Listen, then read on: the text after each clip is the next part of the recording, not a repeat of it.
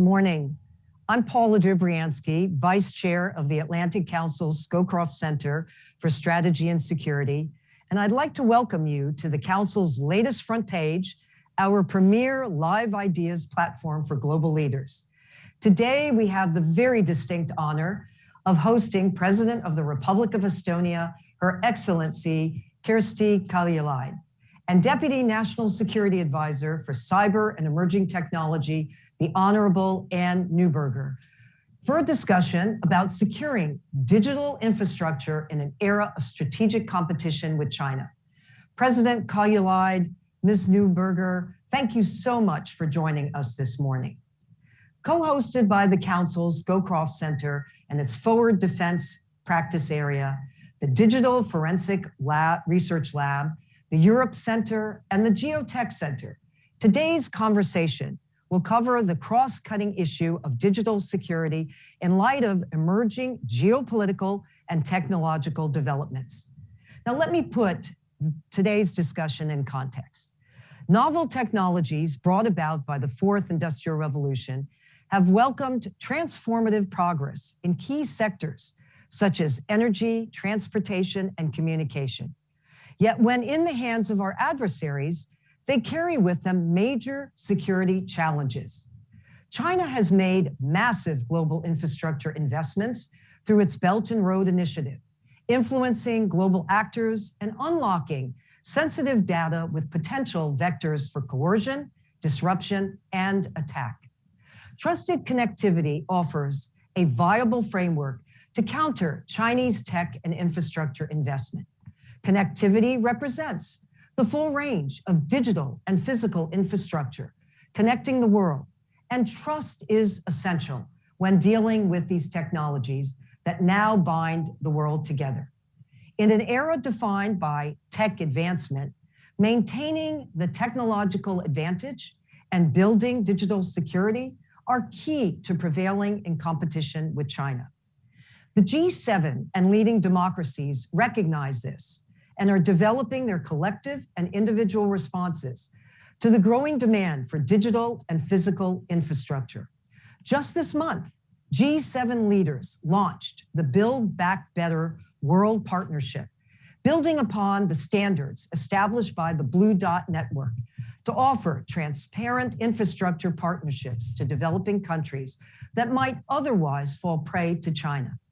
The US Congress is also considering the US Innovation and Competition Act of 2021 to strengthen US leadership in critical technologies. And a key US ally and renowned leader in digital security, Estonia, is preparing to host the Tallinn Digital Summit this September to further advance the conversation on digitalization. Driven by strategic and technological competition with China, the United States and its transatlantic allies are finding the silver lining, new opportunities to collaborate across governments and corporations in forging a future of trusted connectivity. We are truly fortunate to be joined today by two very esteemed digital leaders who require no introduction, but it's necessary to do it because they are leaders in this space. Elected in 2016 as President of the Republic of Estonia, President Kaljulaid is the youngest president and first female head of state of Estonia since the nation declared independence. A champion of the digital revolution, President Kaljulaid leads one of the world's most advanced digital governments. Among many tech achievements, she executed Estonia's e-identity program, or e-identity program, the first countrywide platform allowing citizens to pay taxes and vote online. Joining President Kaljulaid for this discussion will be the Honorable Anne Neuberger. Ms. Neuberger currently serves as Deputy Assistant to the President and Deputy National Security Advisor for Cyber and Emerging Technologies on the National Security Council. Previously, she served in a number of capacities with the National Security Agency, receiving the Presidential Rank Award for her impressive service. Among other roles, she served as NSA's Director of Cybersecurity and as the nation's first Chief Risk Officer and led NSA's election security effort. Moderating this conversation will be Kim Dozer, CNN Global Affairs Analyst and Time Magazine contributor. Prior to her current role, she worked for 17 years as an award-winning CBS News TV correspondent. Now, before I turn it over to Kim Dozer for this timely discussion and vibrant discussion, I would like to remind everyone that this event is public and on the record. And we encourage our audience on Zoom to direct any questions to President Kaljulaid and to the Honorable Ms. Neuberger using the Q&A tab, which you can find at the bottom of your screen. Now be sure to identify yourself and your affiliation and your questions, and we will be collecting them through the event. And Kim Dozer will pose some to our guests at the end of the conversation. We will also encourage our online audience to join the conversation on Twitter by following @AC Scowcroft, @DFRL Lab, @AC Europe, @Geotech, and also using the hashtag @ForwardDefense. Thank you all for joining the Atlantic Council for what I know will be absolutely a captivating conversation. Kim Dozer, without further ado, over to you, and I'd like to welcome all of you here this morning. Thank you. Thank you, Ambassador Dobriansky, and thank you to the Atlantic Council for sponsoring this discussion of trusted connectivity, which, as I understand it, takes the ideas of traditional military and intelligence alliances and applies them to digital communication and even transport, how we get from A to B and how we get our energy supplies. President Kaljulaid, could you tell us what some of the building blocks of this are? Well, let's make it really simple. Imagine that GPS, which is not a natural resource, even if many of us nowadays think it is, it's technology, and it is controlled by democratic forces. Hence, we can trust it to be available and build our systems which use it, and would be totally useless, both practically and investment-wise, if GPS were not there, or if somebody started to blackmail us in order to, control our use of GPS. This is exactly the same thing. If we want in 21st century to connect ourselves via digital channels, roads, railways, grids, all this has a technological component which we used to call digital. Nowadays, I think we should actually just refer to connectivity or connections. There is no difference.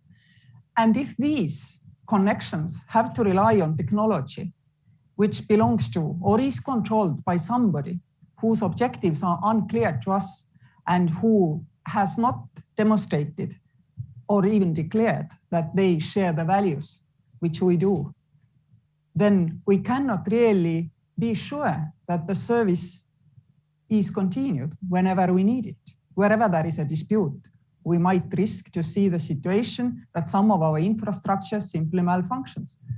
This is maybe taking it quite far, but simple issues like using our data to do something which we don't want to be done to us, for example, create bubbles to, disrupt our democracies.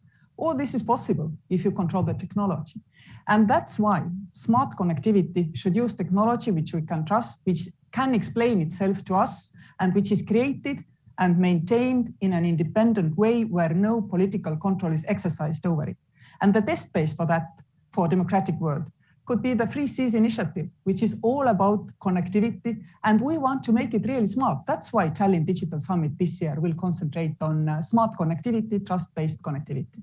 So the 3 Cs initiative, what are some of the things that it's trying to build? And for an audience who hasn't followed developments in the Baltic, what does it mean in practice? 3 Cs initiative is a private-public partnership where governments of the European Union nations who were formerly behind the Iron Curtain, who have huge infrastructure investment gap, are trying to, by offering a common economic space, which is given to us because we are all members of the European Union, by promising that politically we will facilitate the cross-border projects, and by using private money to develop infrastructure in these countries. This is, in a nutshell, the 3 Cs initiative.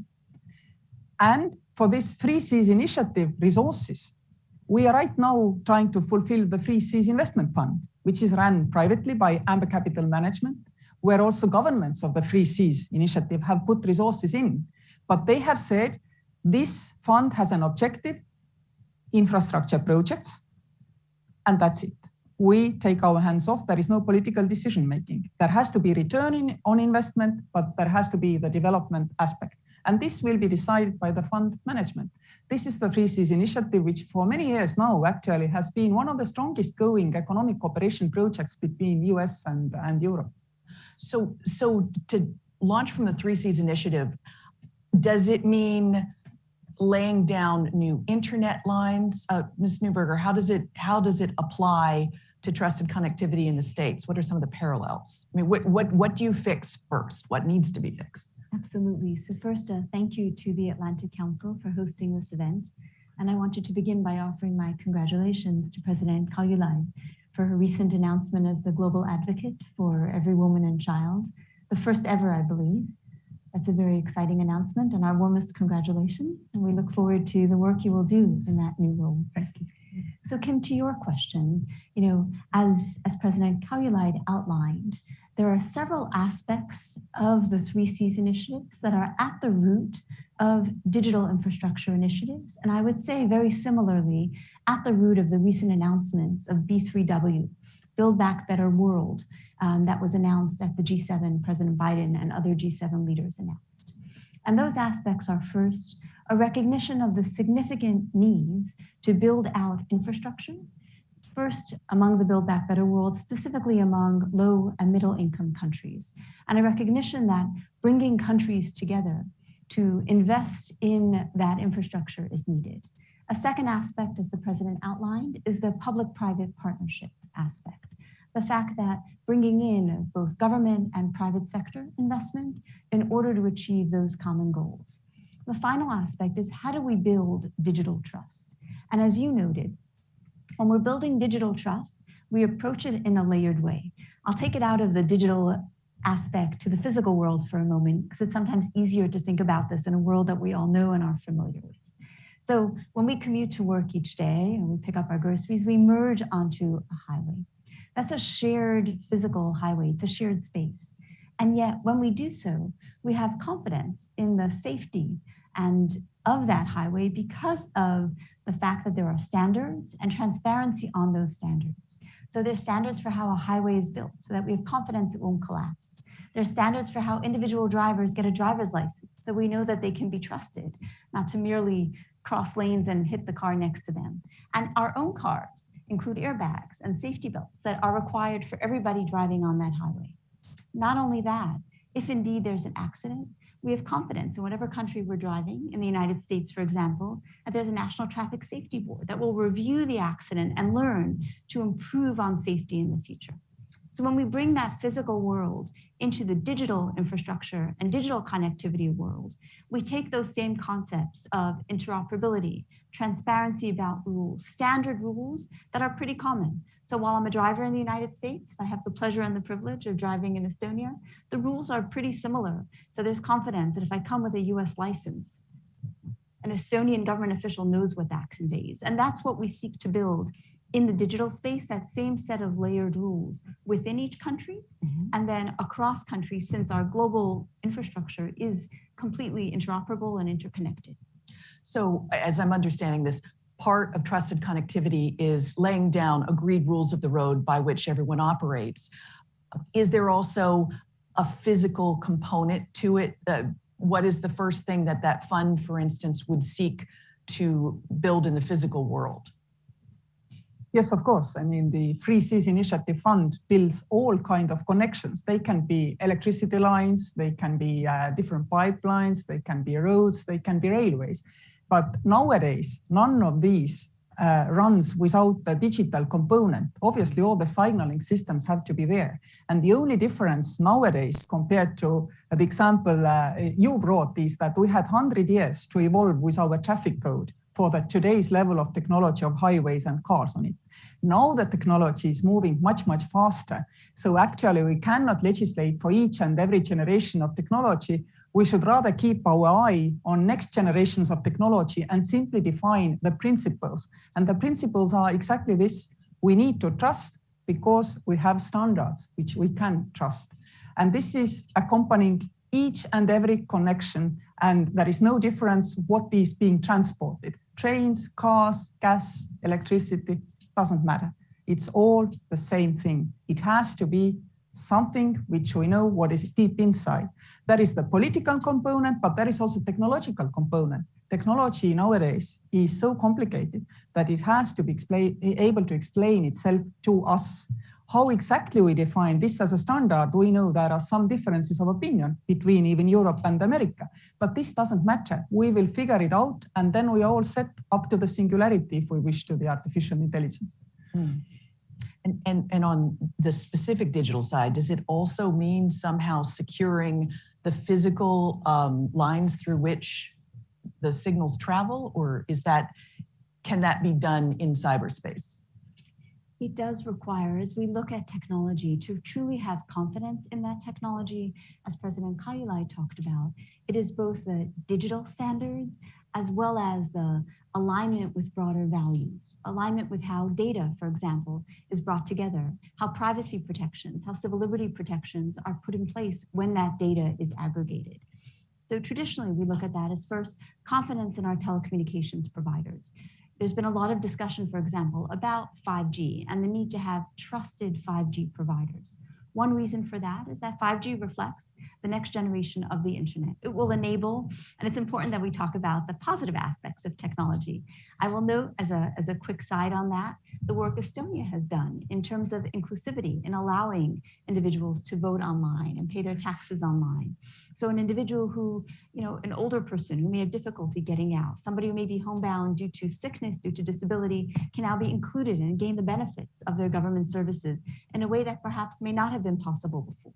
So it's important to talk about the positive aspects of that technology and how much we want to bring that to our nation's citizens. In line with that, to answer your question, Kim, as we think about digital technology, we start with that communications layer. 5G, who are the trusted providers? What are the standards they agree to with regard to data? Which kind of governments have access to data? How is data aggregated to give specific information related to an individual? How do we ensure that there are privacy protections related to those individuals? So each of those are layered. And then we see a set above that, which is how do individual users communicate? And do they have the ability to communicate securely with confidence in the security of those communications? Certainly advancements in technology, whether movements to the cloud, whether artificial intelligence that allows us to gain unique and powerful insights by bringing large amounts of data together, require us to think quickly and thoughtfully about how we bring those values-based approaches to these new technology interfaces. Well, I'm hearing from both of you what sounds like a campaign that would challenge China's Belt and Road Initiative, it has echoes of President Biden's sweeping infrastructure plan for the United States. It would also push back against Russia's attempts to spread disinformation, not do enough to fight ransomware, and impose internet controls on its own country. But you are asking a lot of countries coming out of a pandemic with struggling economies. This sounds like major investment. And from some of the discussions from the G7 and even NATO, it's as if not everyone has agreed on who the enemy is. Germany has pushed back publicly about China being a potential spoiler. Even Britain had arguments within its own national security community about whether or not to trust Huawei with 5G. Now, it took them a couple of years and they've gotten to the point where they're even pulling out old Huawei equipment, but that was a big debate. So how do you convince people who don't have much money in the bank to spend this kind of money when they're not as afraid of some of the enemies that the US or Estonia are? But they are. I mean, if you look, for example, in Germany or in France, their people are far more worried about how their personal data is treated. Indeed, they are worried mostly when they think of the government services, because you cannot avoid using the government services. And that's why Europe has decided that through the EIDAS project, all European citizens will have a trusted digital ID, which has to be up to the level of EIDAS, which means that it's standardized, safe identity. This is where trust starts for individuals. I know with whom I'm acting and transacting online. In Europe, we all have the right to a trusted digital ID. This is a huge, massive step for us to build this trust. Now, next step is indeed the technology which we use in the grids and networks. And there has been a period where everybody has been discussing how to move forward.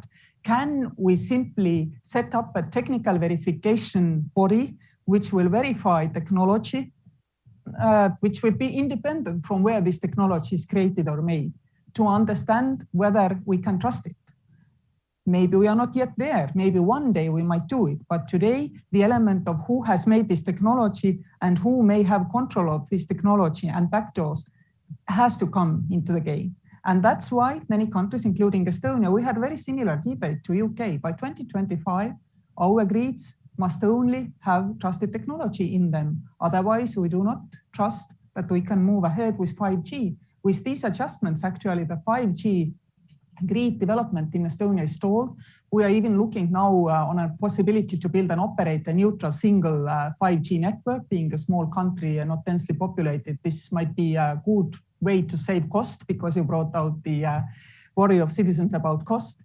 And then there is the third element, which is not cost related at all. And this is the legal space. It has to be permissive to technology, but at the same time also be clear how we deal with those who perpetrate the security. And one way Estonia has been contributing is through United Nations Security Council membership. We have brought the cyber issues to Security Council table to normalize this same thing. What you cannot do to states in analog space, you cannot do to states in digital space. And we don't need a separate model, separate system. We have Security Council where we can report, if necessary, attribute, and then take necessary action against perpetrators. What we haven't covered is the issue of if there are non-state actors, but sponsored, for example, by the state, thinking of the ransomware attacks. On the other hand, what these attacks have demonstrated to us is that all this is null and void unless we have some level of cyber hygiene. But cyber hygiene again starts with digital identity. We've had it for 20 years. No Estonian trusts somebody simply on Google or Facebook who says they are called Pete or John. I mean, we know we can communicate with them, but we cannot trust them because we have trusted connection as well. If we want to trust, then we sign in, the other side signs in, and trusted we are, encrypted we are. But I see what you're saying, that you didn't sell this massive investment to people through, you got to watch out what China and Russia might do to you. It was instead through something that they wanted, a protection of their privacy, and they understood that. And that was an avenue to explain the need for these trusted connections. But you also mentioned cyber attribution. And I read the NATO communique. There was also language in the G7 talking about cybersecurity and an update to the policy. But what does that mean in practice? Because if 30 NATO members can't decide on a unified policy if Russian troops invade Ukraine, how could they decide on some sort of retribution in the cyber world when attribution is so difficult? So thank you for noting, Kim, the really excellent advancements that were made on cyber issues, both at the recent NATO summit as well as at the G7, where NATO, for example, updated its cyber policy for the first time in 7 years. And at the G7, there was a strong joint statement specifically around cybersecurity and specifically related to ransomware.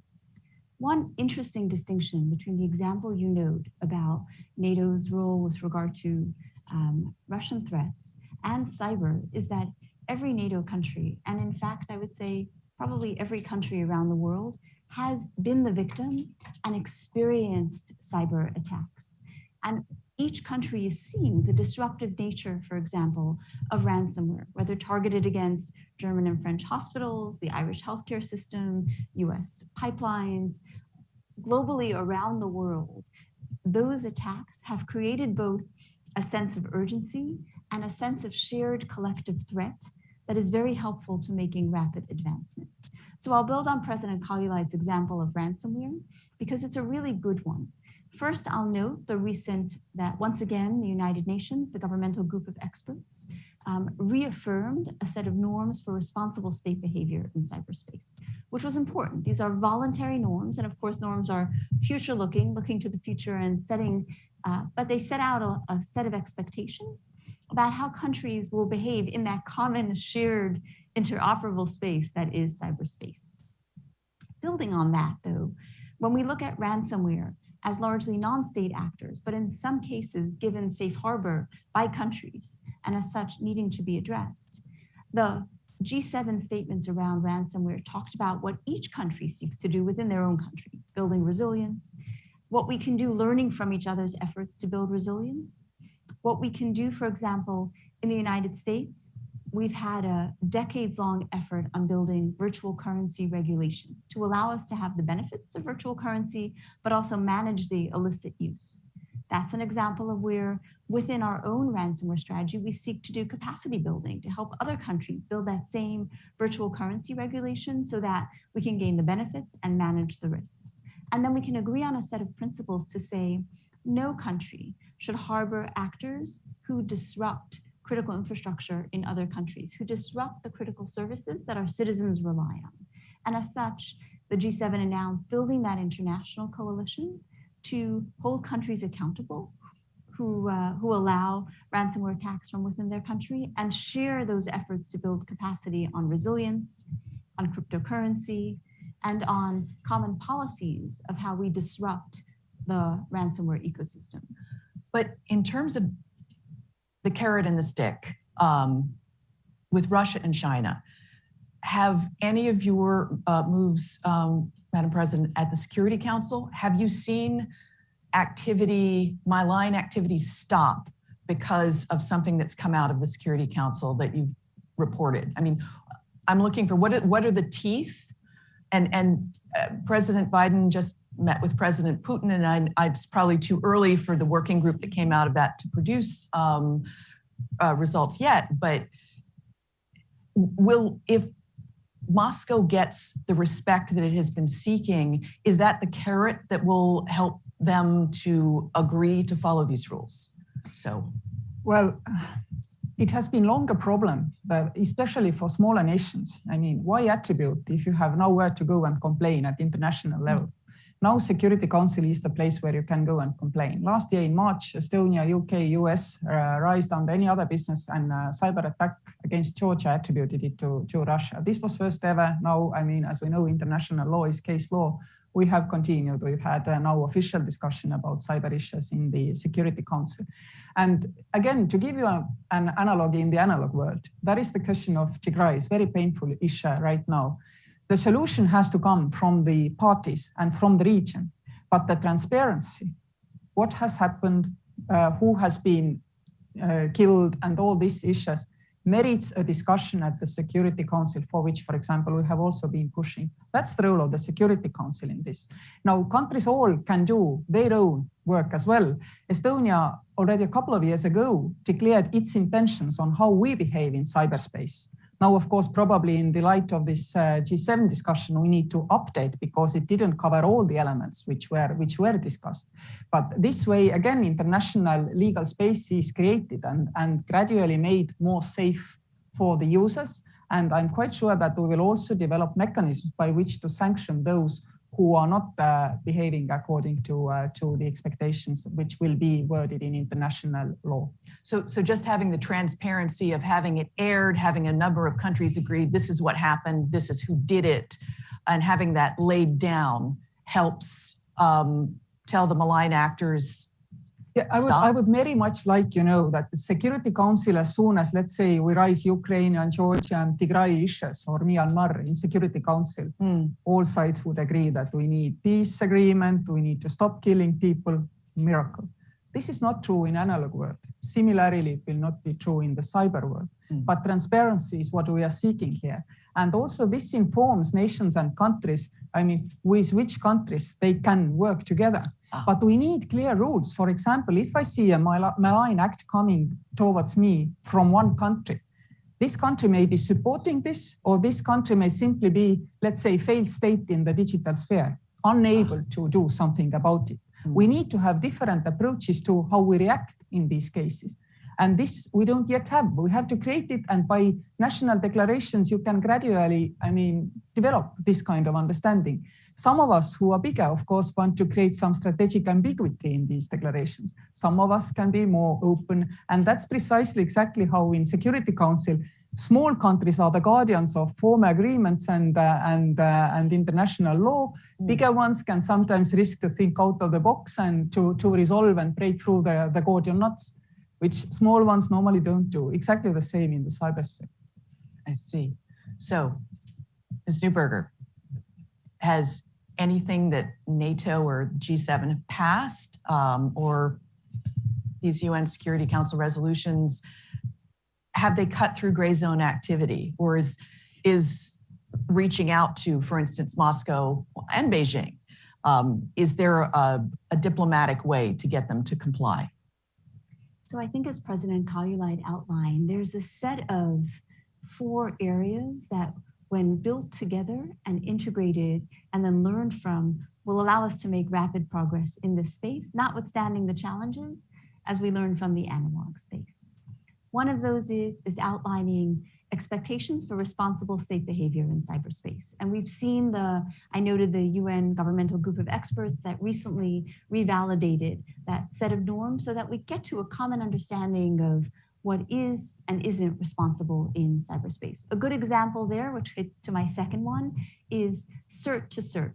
CERTs, Computer Emergency Response Teams, are the teams each country has that investigates a specific incident, and the teams, experts essentially, communicate, share information.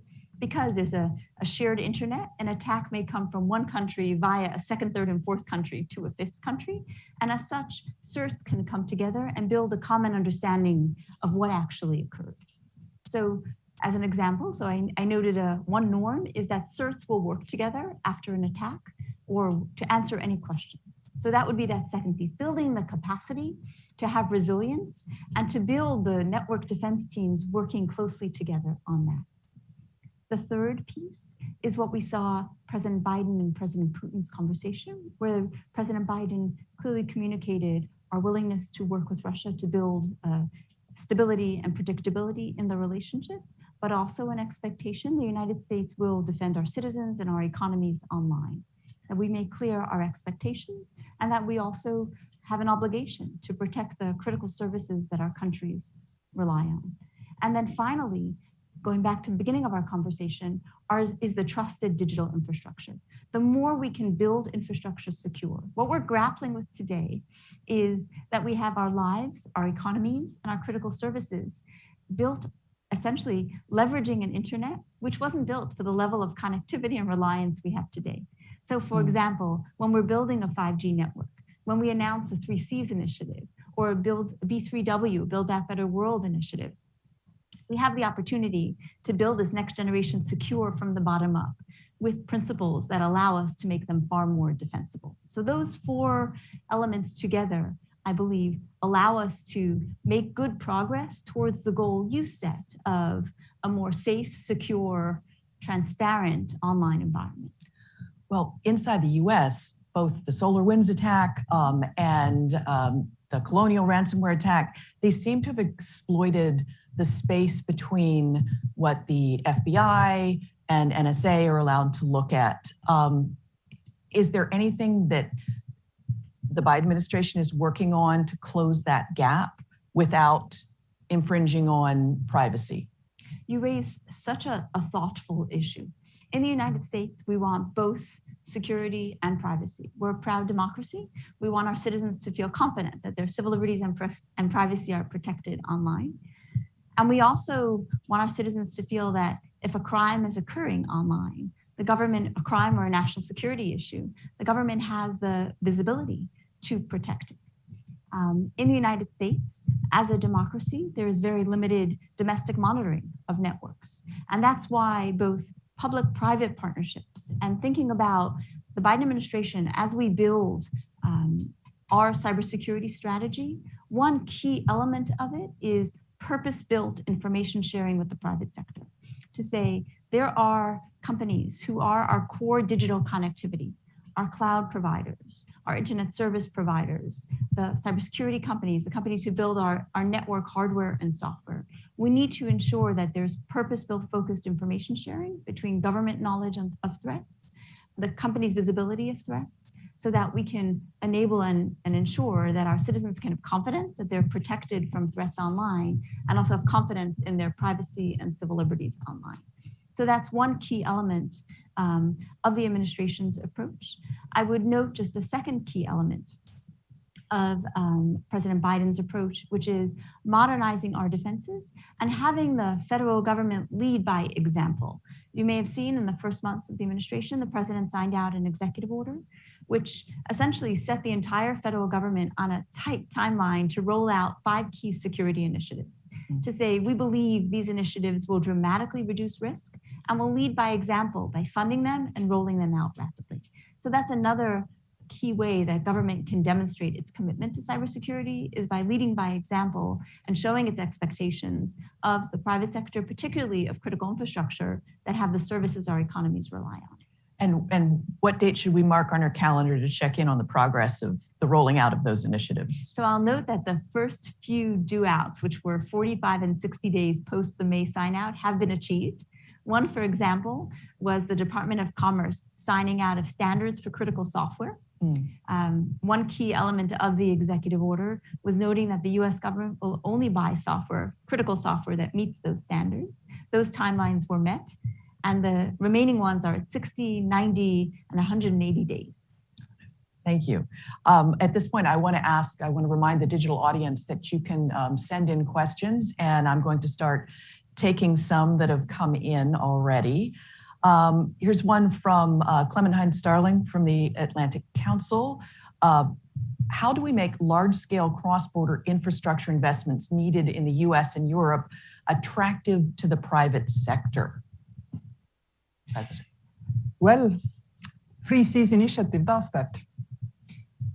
Governments have decided that the investments should go to the infrastructure projects. They have to be cross-border, preferably, and they have to be trust-based. The rest, all the vetting of the projects is done without any political involvement. So return on investment has to be there. And in Free Seas countries, of course, this is very easy to achieve because they are the most dynamic part of the European Union. We outgrow the rest of the Europe regularly and long term. So this can be done.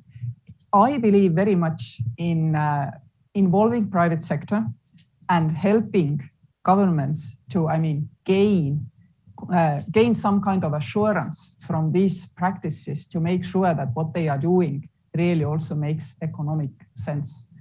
I strongly believe in this, despite the fact that everybody says that we can print money and it doesn't cost anything and so on, so on. We need private sector cost control. We've seen it so many times in our own country that as soon as something goes astray cost-wise, it didn't have enough private element. Estonian public sector very much relies on private sector. Our digital systems are basically, yes, there is the government procurement, but they are built, all the most sensitive elements, including digital ID, they're privately created. There are many, so there is some security.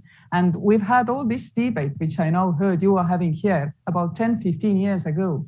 And we found nothing better than to cooperate with private sector, make sure that we are all on the one page. For example, when Europe went to regulate the security of the digital services, we felt that all other governments were regulating those others, meaning private sector. We were regulating ourselves as well because it's intertwined. And that's the only way forward. You have to trust those in the private sector who still remember that money has a time value. So, Ms. Snowberger, one of the complaints I hear from the private sector is classification issues mean we don't hear government's needs until way down the road, and privacy issues mean we fear sharing some of our data with government. So how do you cut some of those ties or take out some of those roadblocks? I think it begins, Kim, with starting with what is the end goal? What are we seeking to accomplish?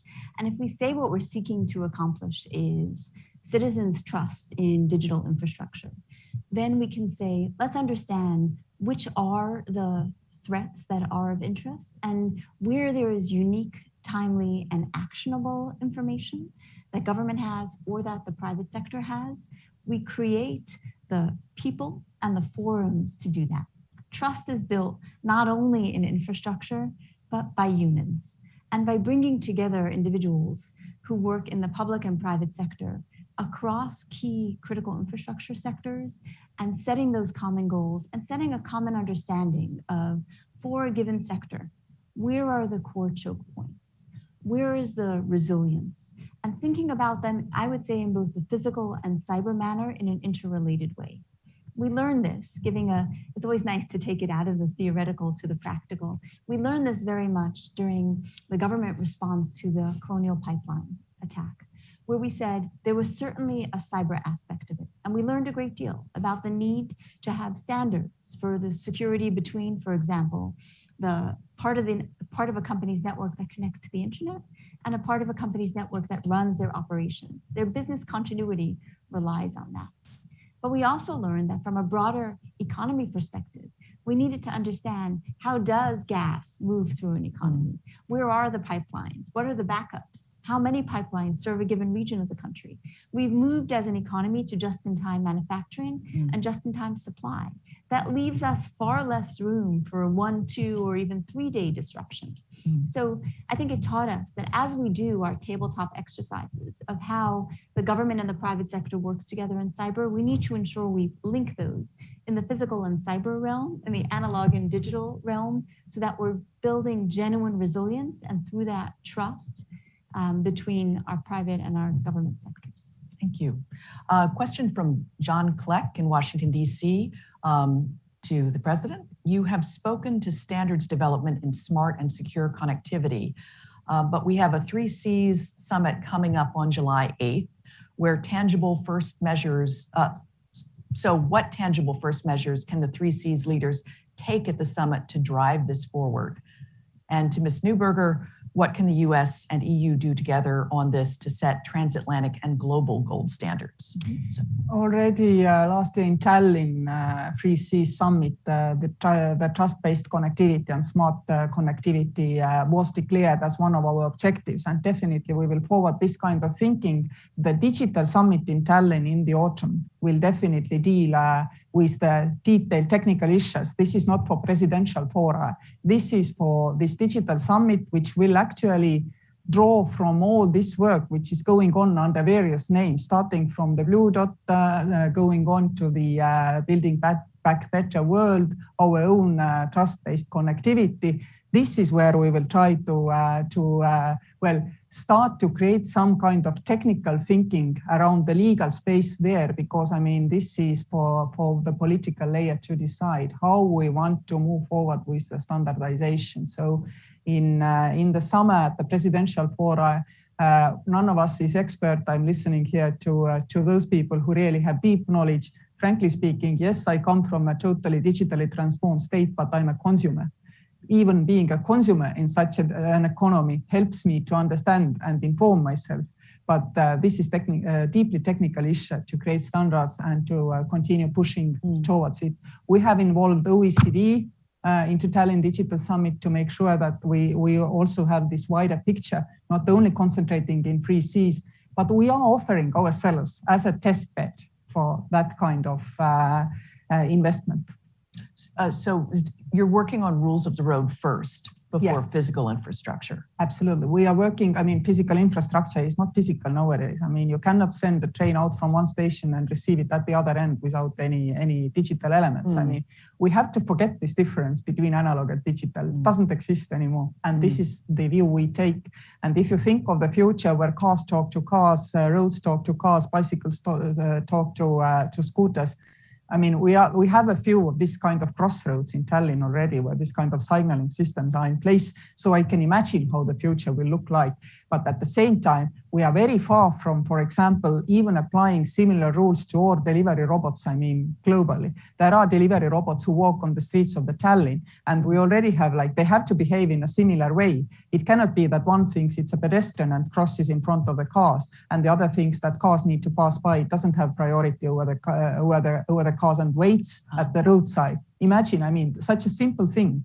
Our traffic code says that, I mean, cars have priority over the robots. Robots stop on the roadside, wait for the cars to pass by. Wow. But you know, because they're cute, cars tend to stop, and then you have a total, I mean, clog up, because I mean, the car is waiting for the robot to go, the robot's waiting for the car to go. We had to do a public campaign to inform citizens. Imagine, this is only with one type of robots on the streets. And now you have the whole world, I mean, which will operate this way. This is how far we are. Wow. If we still have this one single example. But that's why I'm speaking about Estonia and 3Cs region as a test bed. We do these things. You can have a bus on the road which is remotely controlled in Estonia, for example. So test bed is necessary, but even test beds have to be very safe. And this brings out these interesting, well, things which you may laugh about, but if you're in that car, you're probably not laughing. Yeah, no. So Ms. Neuberger, when you talk about, and to the person who asked the question, this idea of, you know, what can the US do to set standards in the US and Europe? Let's keep going with the robots. Does it go down to private sector? When you are designing robots, you must tell them to do this, this, and this in terms of obeying traffic laws, that they must yield to cars. First, I must say, I love that example. And I'm smiling at the picture it must have created. That's quite a wonderful example to cite, both of where we are on the path and where we need to be. So thank you for that. So you may have seen the recent announcement of the US-EU Digital Council, I believe it was called, which laid out a set of lines of effort for digital efforts between the US and the EU across a number of areas. Standards bodies are indeed the foundational place where we're building not only the security standards, but the values approach that we will enable in this digital infrastructure. How will data be protected? What confidence do we have in those protections? Will it allow for secure ways to share data, for secure identities that can then be tied to data? So those are really ground zero for trusted digital infrastructure in that way. And I think certainly to the specific question that you asked, the standards approaches cross the systems, very importantly, the data, how you bring data together to have the benefits of it, as well as the president cited, the rules, so that there's a common understanding of rules, certainly not only which one goes first, but also what data can be brought together, how data, for example, we've certainly seen examples like that in the United States, ensuring that data allows for inclusivity and diversity of, in some cases, there may be, artificial intelligence systems build and learn from the data that there is. If certain populations or certain problem sets are not represented in that data, the results may not be fully inclusive, transparent, or fair. So it is both the security standards as well as the value standards that are implicit in the way we build those standards. And the United States is absolutely committed to working within global standards bodies and to working with the US private sector to ensure that we place a priority on that, working with our close allies and partners like Estonia and the EU.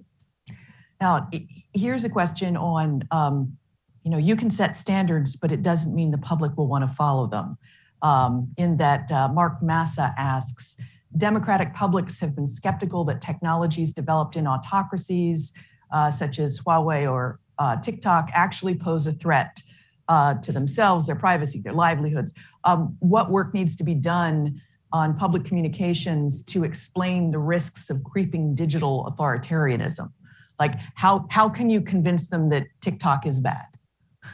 I mean, first, you have to provide a safe alternative. And this is what we from Estonia have been preaching globally for 20 years now. And Europe at least has heard us. That's why every citizen will have a digital ID. Because every Estonian notices that if you use your digital ID, for example, to buy solar panels and sign the contract and then pay through safe banking link, not credit card, you do not get advertisements of any kinds about solar panels. But if you do it with your credit card over public internet, you do get. So you must provide, everybody must provide a safe alternative. It's deeply wrong to bash private companies and say that you allow nicknames, you allow anonymity and so on. I mean, legal documents, which digital ID is, they are the prerogative of a government. We have to give our citizens the safe tools. So if we want this understanding of cyber hygiene to develop, first people must have the tools to be really hygienic in the internet space. As long as you do not have a digital ID, which encrypts the communication between the both sides and also guarantees that everybody is who they have told they are, I mean, you cannot really demand this of the citizens. So first do your own job, and then you can demand something from the citizens.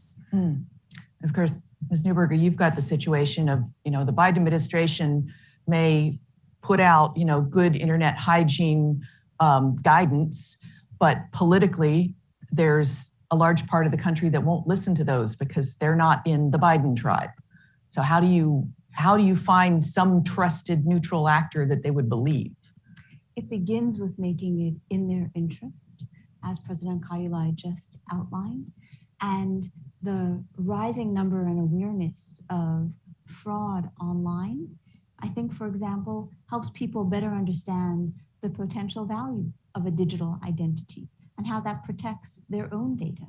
Similarly to your question about TikTok, what was so concerning about TikTok was the aggregation of data about individuals, about a society, and the potential for both using that information to target individuals based on whether they're a dissident, based on whether they have controversial views on a given topic that is found of concern. So what we start with is sharing the goal, which is keeping our citizens safe online, keeping our economies in the protection of civic services, and then outlining to our citizens, here's the tools that we think you need.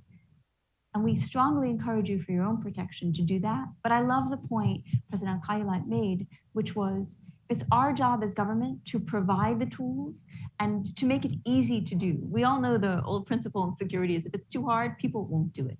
So the connectivity across built-in security standards in the products that they're using. So they don't have to decide how to turn on encryption. They don't have to decide how to turn on their secure ID. It's the defaults is a big part of how we can make it less of a decision and more of a default expectation. As much as for me, when I commute onto and join a highway, I'm not wondering if the person in the car next to me has a license. I know they do, and that's where we need to be. And this is doable. This has happened in Estonia. I mean, we use the digital ID, which is physical token or digital token plus 2 PIN codes. And everybody, without thinking, I mean, which kind of service I'm using, assumes that I can enter whichever service base online with this tool. It would be totally unimaginable that somebody also in the private sector would gain any market share if they tried not to use our digital ID, because this is simply the default option for the people. You sign in into your work computer, you sign in into your online bank, you sign into the tax board, and it's always the same. And this starts to facilitate safety because, I mean, it doesn't vary and it has government guarantee, and it also has government guarantee that government develops it technologically. If it becomes unsafe, I mean, we revamp it so that it's safe again.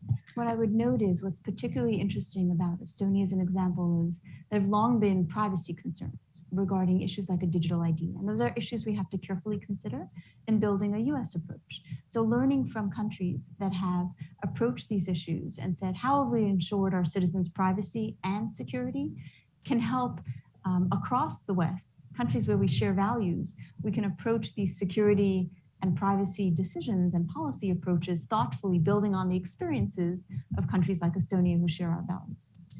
Well, in the roughly 5 minutes we have left, I'd like to recenter the conversation with a question from Barry Pavel, who goes back to the title of this event, Trusted Connectivity.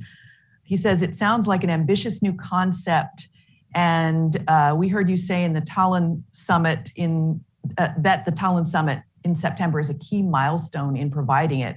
So what other specific steps are needed for advancing this new important effort, and what's the toughest challenge to get it done? The toughest challenge is psychological. When we were living on paper, we were very comfortable in regulating only the objective and letting all kinds of entities to decide how they achieve this objective. To make it very simple, we told our doctors, patients' files have to be kept secret, not to be shared with anybody, and you have to have them in the safe place. You may audit the hospital sometimes to verify they are doing it, but each and everybody decided how they do it. Now, in a world where, technology changes every day and where it is totally impossible, for some reason, we are not satisfied with describing the objective, which would be something like this. This is how we gather data. This is how we use the data. This is how we dispose of the data. And that should be the end of story for the regulation. Instead, we are trying to regulate pathways to safety. And this is the biggest challenge which I'm still seeing. We have to come off from this objective to regulate the pathway, because in the previous analog world, you didn't say the doctor has to keep my file in the green room, in the red safe, and so on, so on. For some reason, now in the digital world, because it's difficult to understand, we are seeking transparency by being overly normative. We have to really change that. If we can achieve this, I think it might be, the most valuable, even if it's intangible outcome. Many people have asked me, what was the tangible outcome of the Tallinn Digital Summit of the European Union of 2017 during our council presidency? And my answer is, that was the point where European leaders realized it's not an option, it's an obligation, because our people simply are acting and transacting already online. We have to give them safe tools for everybody. During German Council presidency, this was finally achieved technically, but we created recognition in 2017. Yes, it's intangible, but intangibles are very important in this collective thinking, and we have to be thinking all democratic nations collectively to create this trust-based connectivity. Thank you. And Ms. Neuberger, if I can leave the last word to you. Absolutely, that was so beautifully put. We're coming out at the end, one hopes, of the pandemic. And COVID taught us a great deal on both the power of digital technology and of the risks. On the power side, it enabled so many of us to continue our lives remotely. It enabled us to maintain global connections. So technology really enabled a great deal when the pandemic forced us to rapidly change the way that we operated. And yet it highlighted the risks. We've seen a significant rise in cyber attacks, even targeting critical services like hospitals, which we would have expected would have been safe zones, particularly in a pandemic. So I think building on those lessons from COVID, we now have in multiple countries economic investment, the economic investments that President Biden announced in the United States, the economic investments that were announced at the G7 on the Build Back Better World to kind of address needs in low and middle income countries, the 3 Cs initiatives that President Kaljulaid outlined. So we have the opportunity to bake in those investments, the digital standards to build secure, our values-based approaches for how data is brought together to truly build that next generation of investments we're now already committed to make, to leverage those lessons and to learn that much as COVID taught us that things that were sacrosanct and we thought would never change. We never thought that large numbers of people can probably work somewhat productively and very productively from home. Let's take the psychological lessons the pandemic taught us, combine them with the investments we're making, and that we know many of the technology and security approaches to build that together. So our successors are having a different conversation than we had today regarding how one builds trusted digital infrastructure, and they can take for granted that they're operating on trusted digital infrastructure. Yeah. And in the meantime, as people log off this Zoom event today, should they update their computers, use VPN, and wait for this to come? Anything else? They should make sure their systems are patched. They should ensure that they have an endpoint detection running, and they should always look at, in the United States, CISA.gov always has practical advice on things to do. And certainly, the president would like to add something as well. They should demand the elected officials to provide them with a digital identity, which is safe and secure to use as well. Fantastic. Thank you very much. Madam President, Ms. Neuberger, thank you so much. And thank you to everyone for watching this event at the Atlantic Council.